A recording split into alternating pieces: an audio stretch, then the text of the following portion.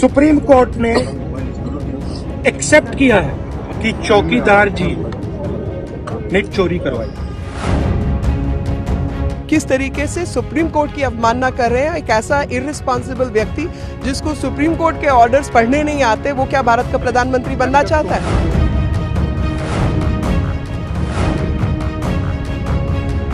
राहुल गांधी देश की सबसे पुरानी पार्टी के अध्यक्ष होने के बावजूद कितना झूठ फैला रहे हैं, ये बात एक बार फिर साबित हो गई जब उन्हें कोर्ट में जाकर अपने झूठे बयान के लिए माफी मांगनी पड़ी। दरअसल राहुल गांधी चौकीदार चोर कहकर पीएम मोदी पर निशाना साधते रहे हैं। राफेल डील में भ्रष्टाचार करने का आरोप लगाने वाले राहुल गांधी ने हाल ही में सुप्रीम कोर्ट के एक फैसले के बाद बयान दे दिया था कि अब तो सुप्रीम कोर्ट ने भी मान लिया कि चौकीदार चोर है। सुप्रीम कोर्ट ने क्लियर कर दिया है कि चौकीदार जी ने चोरी करवाई। राहुल गांधी ये बात चुनावी रैलियों में भी जोर शोर से कहते रहे और जनता से सुप्रीम कोर्ट के नाम पर झूठ बोलते रहे। रैलियों में गलत बयान देने वाले राहुल गांधी के खिलाफ बीजेपी नेता और वकील मीनाक्षी लेखी ने आपराधिक मानहानि का केस दायर कर दिया था, जिस पर आज यानी 22 अप्रैल को राहुल गांधी ने हलफनामा देकर अपने बयान के लिए माफी मांगी। राहुल गांधी ने अपने जवाब में खेद जताते हुए कहा है कि चुनाव प्रचार के दौरान आवेश में मैंने ऐसा बयान दिया। मेरे राजनीतिक विरोधियों ने जानबूझकर ये दुष्प्रचार किया कि मैंने जानबूझकर दुर्भावना से सुप्रीम कोर्ट का हवाला देकर चौकीदार चोर है वाला बयान दिया। मैं ये जानता हूं कि सुप्रीम कोर्ट ने ऐसी कोई टिप्पणी नहीं की थी। राहुल गांधी ने भविष्य में आगे से ऐसा न करने का आश्वासन भी दिया है। राहुल के माफी मांगने पर बीजेपी नेता स्मृति ईरानी ने ट्वीट कर तंज कसते हुए कहा है, झूठ के कपाल पर हुआ सत्य का प्रहार। चौकीदार को चोर कहने वाले राहुल गांधी ने आज स्वीकार किया कि वो खुद झूठे हैं। देशवासियों को बेवकूफ समझने वाले प्रधानमंत्री और उच्च न्यायालय का अपमान करने वाले को जनता माफ नहीं करेगी। 10 अप्रैल को राफेल डील पर सुप्रीम कोर्ट में पुनर्विचार याचिका मंजूर होने के बाद राहुल गांधी ने बयान दिया था कि सुप्रीम कोर्ट ने भी मान लिया है कि चौकीदार ने चोरी की है।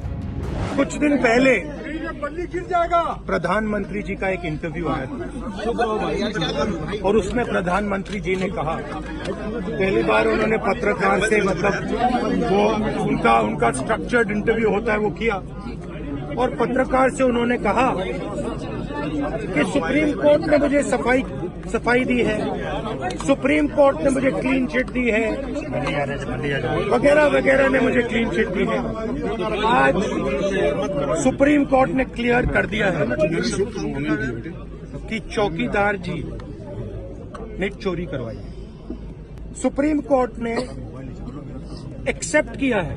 राहुल गांधी के इस बयान पर रक्षा मंत्री निर्मला सीतारमण ने पलटवार करते हुए कहा था कि हम सब अच्छी तरह से जानते हैं कि कांग्रेस अध्यक्ष राहुल गांधी ने एक जजमेंट का एक पैराग्राफ भी नहीं पढ़ा होगा, लेकिन राहुल का ये कहना कि कोर्ट ने याचिका स्वीकार कर ली है और कोर्ट ने ये भी कहा है कि चौकीदार चोर है, ये न्यायालय की अवमानना की श्रेणी में आता है।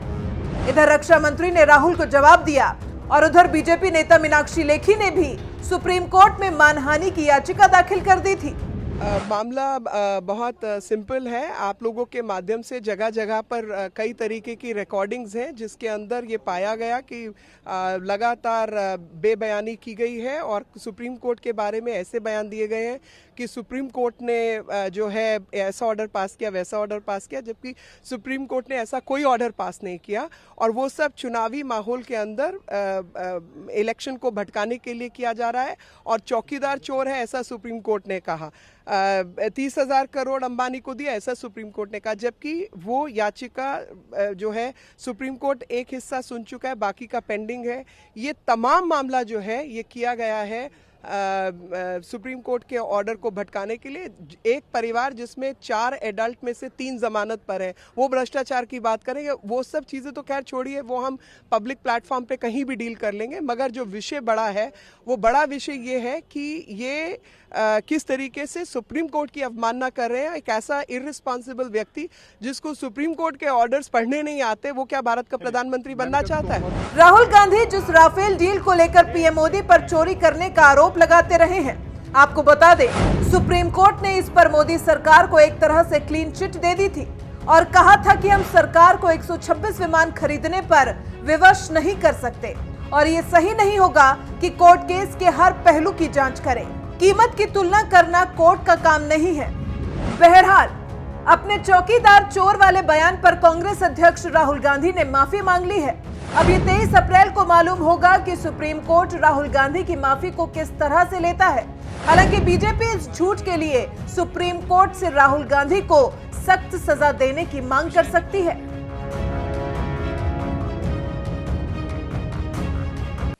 मैं आज एक्चुअली कल का former home minister P Chidambaram ji का बयान के ऊपर विषय बोलना चाहती हूँ, मगर रास्ते में आते आते पता चला कि सुप्रीम कोर्ट में श्री राहुल गांधी जी ने खेद व्यक्त करके अफिडेविट कुछ दाखला हुई है।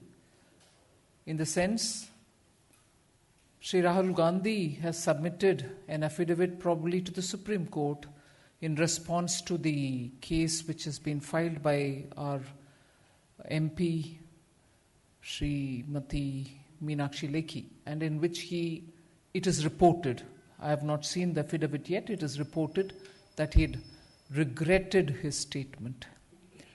But ironically, I also understand that after having said if he said it at all in the court, he has repeated that he shall continue saying Chaukidar Chor hai, and he has given 30,000 rupees falna, his usual, the swan song or his repeated dialogue. If indeed, I was about to say, if indeed he has said it in the court in an affidavit, and if he repeats, I was going to say, and if he repeats, मगर ही repeat तो शुरू हो गया ही।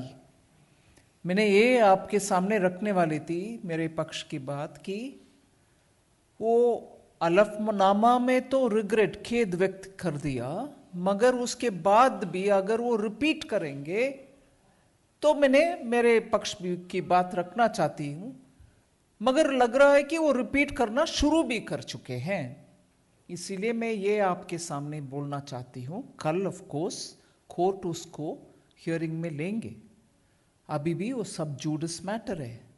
फिर भी मुझे लगता है कि सिर्फ पॉलिटिकल कन्वीनियंस के लिए और to escape the Wrath of the supreme court की कंटेम्प्ट के विषय में गुस्सा सुप्रीम कोर्ट व्यक्त करने से पहले शायद कन्वीनियंट आर्ग्यूमेंट ले लिया। He is just taken a politically convenient argument to say I regret it. मैं इस पी चिदम्बरम जी का बयान को विस्तार से अंग्रेजी में बोली, हिंदी में 2 शब्द में बोलना चाहती हूं। उनके बयान के दौरान कल भारत के पाकिस्तान के ऊपर जो हमारी पोजीशन है उसमें बदलाव चाहते हैं। वो चाहते हैं कि अगर पाकिस्तान के बिहेवियर में बदलाव हम एक्सपेक्ट करते हैं तो हमारी बिहेवियर में भी बदलाव आना चाहिए। मैं उनसे ये प्रश्न पूछ रही हूं कि कौन सा ऐसे बदलाव आप चाहते हो? क्या हम टेररिस्ट उनके अपने कामकाज चलाते रहें, फिर भी हम उनसे पाकिस्तान से बातचीत शुरू करें क्या फिर हमारे टेरिटरी को कॉम्प्रोमाइज करें क्या? या जम्मू एंड कश्मीर भी एक डिस्प्यूटेड टेरिटरी हम कहें क्या? या तो हम ये भी करें कि ठीक है पाकिस्तान जो भी करेंगे उनसे नेगोशिएट भी कर दें और नेगोशिएशन भी शुरू करें क्या? ऐसे कौन सा बदलाव भारत के बिहेवियर में चाहते हैं? ऐसे बयान देना जबकि पार्लियामेंट में यूनानिमस रेजोल्यूशन है और टेररिस्ट को कंट्रोल करना भी हम रोक लें क्या? कौन सा ऐसे बदलाव चाहते हैं कांग्रेस पार्टी? मैं मानती हूं कि उनके मैनिफेस्टो के द्वारा जो टेररिस्ट आतंकवादी के फेवर में एक मैनिफेस्टो निकाला है कांग्रेस ने, जिसमें आफ्सपा को हटा दो, सेडिशन लॉ को हटा दो, हमारे आर्मी को जम्मू एंड कश्मीर में जहां टेररिस्ट का मामला इतना कभी भी उठता है, नीचे आ जाता है, ऊपर नीचे होता है, उस समय उनको आफ्सपा का सब मदद अगर नहीं मिलता वो कैसे काम करेंगे?